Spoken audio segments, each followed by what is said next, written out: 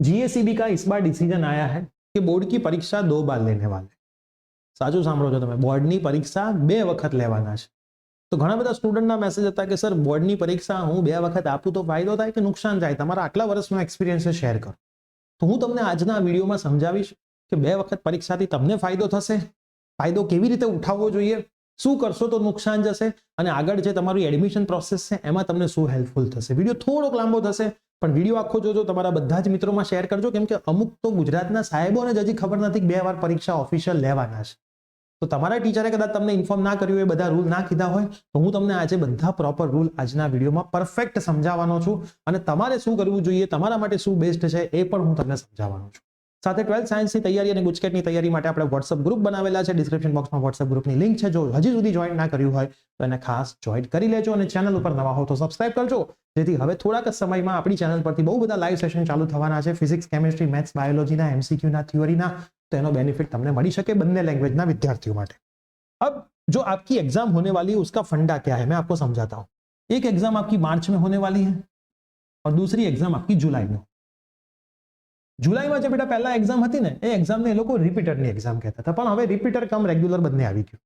માની લો તમે માર્ચમાં પરીક્ષા આપી, आई थिंक 1125 રૂપિયા જેવા તમે ફોર્મના ભર્યા છે, મને એક્ઝેક્ટ આંકડો ખબર નથી, એની આજુબાજુનો છે, જેમાં તમે 5 વિષયની અને પ્રેક્ટિકલની પરીક્ષા આપો છો।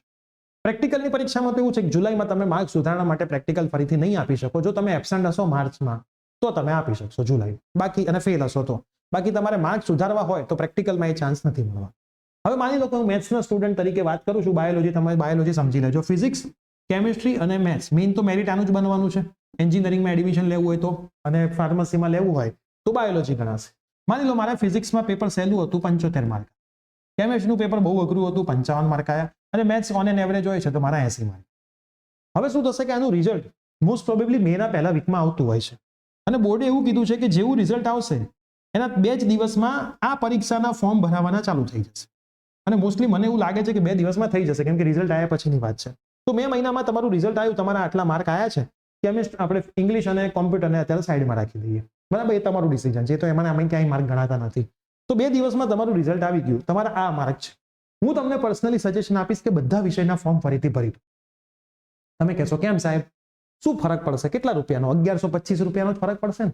હવે તમે ફોર્મ ભરી દીધું, જુલાઈ મહિનામાં તમને એવું થયું કે મારે બધાની પરીક્ષા નથી આપવી, મારે યાર ખાલી કેમિસ્ટ્રીની જ આપવી છે, બરાબર, મારે કેમિસ્ટ્રીની જ આપવી છે, તો ખાલી કેમિસ્ટ્રીની આપજો, બીજામાં ના જતા। તો બીજામાં તમે નહીં જાઓ તો શું થશે, એબસન્ટ લખાશે। તો એમાં લખ્યું જ છે ક્લિયરલી, જો તમે જુલાઈની પરીક્ષામાં એબસન્ટ રહો છો તો માર્ચની પરીક્ષાના એ સબ્જેક્ટના માર્ક તમારા ગણાઈ જશે, મતલબ ફિઝિક્સમાં તમારા 75 ગણાઈ જશે, મેથ્સમાં તમારા 80 ગણાઈ જશે। તો હવે કેમિસ્ટ્રીનું શું સાહેબ, તો તમે જોરદાર તૈયારી કરી 1 મહિનો, હું તો તમને એમ કહીશ કે ગુજકેટ પતાઈને 15 દિવસ ફરી આવો, આઈન કેમિસ્ટ્રી એક સબ્જેક્ટની જોરદાર તૈયારી ચાલુ કરો, બરાબર। આખા ગાંધીનગરમાં 2 વિષયની બેચ ચાલુ થશે રિપીટરની, આપણે ઓનલાઈન કરીશું। હવે તમે જે ટ્યુશન ક્લાસીસમાં જતા હો અહીંયા ન થાય તો આપણી ઓનલાઈન બેચમાં જોડાઈ જજો, બંને મીડિયમ માટે। ગાંધીનગરમાં રહેતા હોય તો બંને મીડિયમની ઓફલાઈન બેચ દર વખતે આપણે કરીએ છીએ, અમારે ત્યાં આવી જજો। જોરદાર તૈયારી કરી, આપણે જબરજસ્ત તૈયારી કરી, જબરદસ્ત તૈયારી કરીને કેમિસ્ટ્રીમાં આપણા માર્ક આવી ગયા 85, નસીબ સાથ કરીને પેપર સહેલું આવી ગયું અને બીજામાં તમે એબસન્ટ રહ્યા, અહીંયા હાલ પૂરતું લખું છું એબસન્ટ, પછી આપણે આપવા જઈએ તો એ શું થાય એ કહું, એબસન્ટ રહ્યા તો શું થશે, ફિઝિક્સમાં 75 ગણાશે, કેમિસ્ટ્રીમાં 85 ગણાશે અને મેથ્સમાં 80 ગણાશે। રિઝલ્ટ જો આ સુપડા સાફ કરી નાખે, કેટલા માર્કનો ફરક, 65, 75 ને 30 માર્ક વધી ગયા સીધા। 30 માર્ક એટલે એન્જિનિયરિંગની એક કોલેજની તમે 10 કોલેજ આગળ નીકળી જાઓ। કર્યું શું, 1 મહિનો વધારે મહેનત કરી, 2 વર્ષથી મહેનત કરો છો, તમને ખબર કેટલી કરી છે, 1 મહિનો વધારે ના થઈ શકે જો આપણને સારી કોલેજ મળતી હોય તો। હવે માની લો કે તમે ફિઝિક્સની પરીક્ષા આપી હતી અહીંયા અને કેમિસ્ટ્રી અને આની બી આપી, પણ તમે એમાં ફેલ થઈ ગયા, આપવા પછી ફેલ થયા એવું માન લો, તો પણ શું ચિંતા છે, આના માર્ક ગણાવવાના છે, અથવા આનાથી ઓછા માર્ક આવ્યા, આમાં 55 આવી ગયા અને આમાં 70 આવી ગયા, તો એ શું ચિંતા છે, આ માર્ક ગણાશે, બેસ્ટ ઓફ 2 છે, આમાં આ ગણાશે અને આમાં આ ગણાશે, તો પણ તમારા માટે સારું છે। તો હું તો તમને પર્સનલી એવું જ કહીશ કે જેમાં વધારે માર્ક આવી ગયા ફરીથી આપવા ના જતા, એમાં એબસન્ટ રહી જજો, અથવા તો એનું ફોર્મ ના ભરો। આ તો મેં એટલા માટે કીધું કે બધા ફોર્મ ભર દો, કદાચ તમારી ઈચ્છા થઈ જાય કે મારે 75 છે, મારે 80 આવે એમ છે, હજી મહેનત કરીશ એમાં, ઘણી વખત 1 મહિનાની મહેનતમાં આઈપીએસ આઈએએસ બની જવાતું હોય, ક્લિયર। એટલા માટે હું કહું, પણ તમને એવું લાગે છે કે મારા 75 સૌથી વધારે સારા છે, ફિઝિક્સમાં આનાથી વધારે મારા આવે એવા જ નથી, મેથ્સમાં 80 થી વધારે આવે એવા જ નથી, કેમિસ્ટ્રીમાં 60 આવે એવા છે, તો ખાલી કેમિસ્ટ્રી આપો, 5 માર્કની 1 માર્ક વધે ને તો એ બહુ ફરક હોય છે। તો મારું પર્સનલી સજેશન એવું રહેશે કે તમારે ફરીથી પરીક્ષા આપવી જ જોઈએ, ઓછા માર્ક આવે તો બધામાં 90 ઉપર આવે તો ફરીથી આપવાની કોઈ જરૂર નથી. બધામાં 85 ઉપર 80 અપ આવી જાય તમને લાગે કે મારા આટલા જ આવે એમ છે તો ફરીથી આપવાની જરૂર નથી. પણ ક્યાંક તમારા માર્ક 75 70 આવે ને તમને લાગે કે 80 પ્લસ આવે એમ મારે છે તો હું તમને કહીશ કે એ વિષયની ફરીથી પરીક્ષા જુલાઈમાં આપી દેજો. કોઈ બહુ જીવનમાં ફરક નહીં પડી જાય. 1 મહિનો વધારે મહેનત કરશો તો એક કોલેજ ગવર્મેન્ટ મળી જશે ને તો એ 4 વર્ષની 6 લાખ રૂપિયા ફી બચી જશે. 1100 રૂપિયાના એક ફોર્મની સામે જો 6 લાખ પપ્પા મમ્મીના બચતા હોય તો એનાથી સારું શું કહેવાય.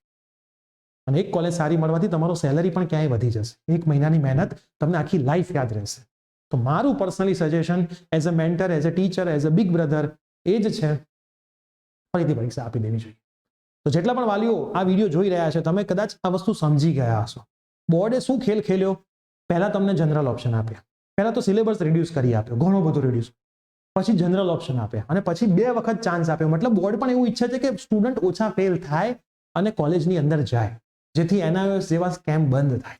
એનઆઈઓએસમાં 80,000 વિદ્યાર્થીઓ ભરે છે, ચોરી કરીને રાખે છે. હમણાં 12th ફેલ વાળું પિક્ચર આવ્યું કે ચીટિંગ બંધ કરશો તો મોટા ઓફિસર બનશો. અને આપણો આ જ બોર્ડ ગુજરાતના ચોરી કરાવડાવીને છોકરાઓને લખાવે છે. એનઆઈઓએસ બોર્ડ કોને નથી ખબર? શું સ્કેમ ચાલે છે કોને નથી ખબર? અમને ખબર છે. અને અમને કેટલા એજન્ટના ફોન આવે છે કે સાહેબ એનઆઈઓએસ બોર્ડમાં તમે 5 એડમિશન કરાવો, એક એડમિશને તમને 15,000 આપીશું. અમે ચોખ્ખી ના પાડી દઈએ છીએ. હું અહીંથી પડતી મારા કોઈ પણ વિડીયોમાં તમે જો હું એનઆઈઓએસ નો વિરોધી છું, પણ તમે છોકરાને 12મા ધોરણમાં ચીટિંગ કરતા શીખવાડશો તો આગળ જઈને લાઈફ ટાઈમ ચીટિંગ કરતા શીખશે, શોર્ટકટ અપનાવતા શીખશે. તો બોર્ડે બહુ સારું ડિસિઝન લીધું છે. 2 વખત પરીક્ષા, કોર્સ રિડ્યુસ, જનરલ ઓપ્શન, જેથી ઓછા છોકરાઓ એનઆઈઓએસ તરફ પડે. અને હું તો તમને કહીશ કે જો મહેનત જ ના થતી હોય ને તો 12 સાયન્સ જ ના કરે, 10મા પછી મજૂરી કરી લેવાય. એનઆઈઓએસમાં ચીટિંગ કરીને પાસ થઈને કોલેજમાં એડમિશન ના લેવાય. આગળ જતા ક્યાંક તો તમને અટકાવશે જ. અને મને બહુ દુઃખ થાય ક્યારેક તો કે અમુક સારા ટીચરો એનઆઈઓએસના એજન્ટ બનીને બેઠા છે. અને યાર ભણાવીને ઘર ચલાવો, તમારું એનઆઈઓએસના એજન્ટ બનીને કેમ તમારું ઘર ચલાવો? ચલો એ સાઈડનો ટોપિક થઈ જશે, એ ટોપિકને સાઈડમાં જવા દઈએ. પણ મારું મેઇન આ છે 2 વાર પરીક્ષા આપવી જોઈએ. હજી બી તમારો કોઈ ડાઉટ આવે છે તો કોમેન્ટમાં લખજો, એના પર પણ હું વિડીયો બનાવીશ. તમને જરૂરથી સાચું નોલેજ આપીશ જેથી તમે આગળ તમારું ડિસિઝન લઈ શકો. આ વિડીયો બધા જ તમારા સ્કૂલના અને ટ્યુશનના મિત્રોમાં શેર કરી દેજો જેથી એમને પણ ખબર પડે કે 2 વખત પરીક્ષાનું શું મહત્વ છે. તો મળીએ આવી જ કોઈ નવી અપડેટ સાથે. ચેનલ પર નવા તો સબસ્ક્રાઇબ કરજો. Bye, take care.